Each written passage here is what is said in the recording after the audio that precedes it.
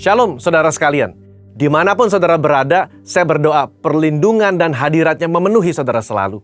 Kita akan membahas mengenai apakah boleh orang percaya menghardik setan dan juga sakit penyakit. Lalu apakah ada landasan firman dari kebiasaan yang umumnya orang Pentakosta lakukan ini.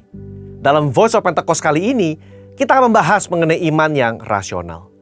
Sampai hari ini kita masih mempercayai bahwa Allah masih mau melakukan mujizat di tengah-tengah dunia.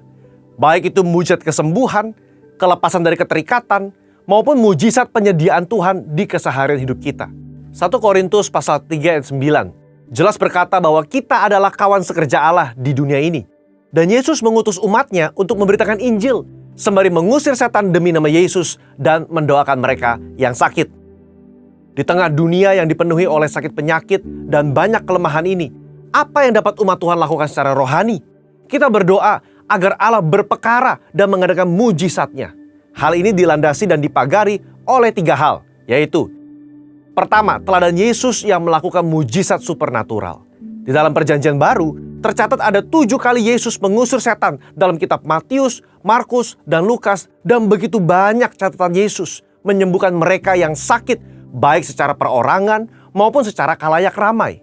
Kalau kita adalah kawan sekerja Yesus dan percaya bahwa kita diberi kuasa oleh Roh Kudus untuk mengusir setan dan menyembuhkan sakit penyakit, maka kita pun akan berlaku demikian.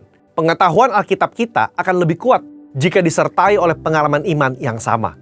Kita membaca bahwa Yesus sering melakukan kesembuhan dan Dia memberikan kuasa yang sama kepada para murid, seperti di dalam Lukas pasal 9 ayat 1 dikatakan, maka Yesus memanggil ke-12 muridnya, lalu memberikan tenaga dan kuasa kepada mereka untuk menguasai setan-setan dan untuk menyembuhkan penyakit-penyakit. Nah, secara global, umat Pentakostal meyakini bahwa orang percaya di zaman sekarang juga diberikan kuasa untuk menghardik dan menyembuhkan. Gembala sidang kita, Pak Niko, mendapatkan tuntunan untuk melakukan KKR kesembuhan ilahi di dalam dan luar negeri. Tercatat sudah ada 318 kali KKR yang dilakukan dari tahun 2006 sampai 2019. Dan juga lewat program TV yang disaksikan oleh jutaan orang yang mengalami hadirat Tuhan. Dan ribuan mengalami kesembuhan yang juga disaksikan oleh banyak orang sampai hari ini. Itu adalah pengalaman rohani tak terbantahkan yang memperkuat pengetahuan umat tentang karakter Allah yang penuh kasih itu. Kalau kita membaca sejarah kegerakan Pentakostal secara global, maka saudara akan melihat begitu banyak mujizat supernatural yang Tuhan kerjakan lewat hamba-hambanya di berbagai belahan dunia. Itu semua semata-mata karena Allah mengasihi jiwa-jiwa dan Ia ingin semua orang diselamatkan. Yang kedua, otoritas firman Tuhan. Di dalam kehidupan orang percaya, firman Tuhan menjadi dasar dari apa yang kita lakukan sehari-hari. Kalau pertanyaannya adalah apakah orang percaya boleh menghardik sakit penyakit dan setan? Tentu kita melihat dari teks Alkitab bagaimana Yesus dan para rasul melakukannya.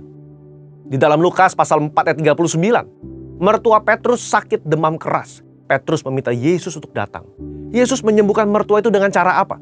Yesus menghardik demam itu dan penyakit itu pun meninggalkan dia.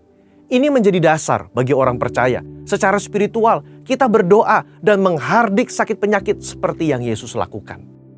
Di dalam Yohanes pasal 14 ayat 12, juga dikatakan bahwa orang percaya akan melakukan pekerjaan-pekerjaan yang Yesus lakukan, bahkan pekerjaan yang lebih besar lagi. Pekerjaan ini mencakup mujizat-mujizat yang Yesus lakukan, karakter kerendahan hati yang Dia tunjukkan, dan kasih yang diberikan kepada orang-orang yang membutuhkan. Inilah yang menjadi dasar bagi orang percaya untuk melangkah dengan iman di atas dasar janji firman Tuhan. Yang ketiga, menantikan waktunya Tuhan. Di dalam bersyafaat dan melakukan tindakan iman seperti ini tidak terlepas dari kedaulatan Tuhan. Iman yang rasional membuat kita terus-menerus berdoa dan berharap hanya kepada Tuhan, sembari mengetahui bahwa jalan manusia bukanlah jalannya Tuhan. Rancangan manusia bukan rancangan Tuhan. Ketika Daud berdoa dan berpuasa demi anaknya yang sakit sebagai penghakiman Tuhan atas hubungannya dengan Batsheba, dia melakukannya dengan tidak jemu-jemu. Tetapi ketika Tuhan berkata lain dan anak itu harus mati, maka Daud segera bangkit. Dia makan dan kembali kepada aktivitasnya. Apa yang dapat kita pelajari? Orang percaya diminta untuk terus berdoa dengan tidak jemu-jemu, tetapi jawaban final ada di tangan Tuhan. Rentang waktu ketika kita mulai berdoa sampai adanya jawaban dari Tuhan dapat digunakan sebagai waktu pertobatan dari sisi manusia dan juga waktu untuk mencari hadirat Tuhan. Saudara, apa kesimpulannya? Iman yang rasional bukanlah iman yang buta dan gegabah. Kita tetap mempercayai mujizat Allah di tengah bangsa kita. Saya berdoa agar kita semua mau mengambil bagian aktif dalam berdoa dan bersyafaat untuk bangsa Indonesia. Saudara-saudara, untuk penjelasan lebih lengkapnya dari tim teologi kami, silakan buka link yang ada di atas atau scan QR Code yang tersedia. Tuhan Yesus memberkati.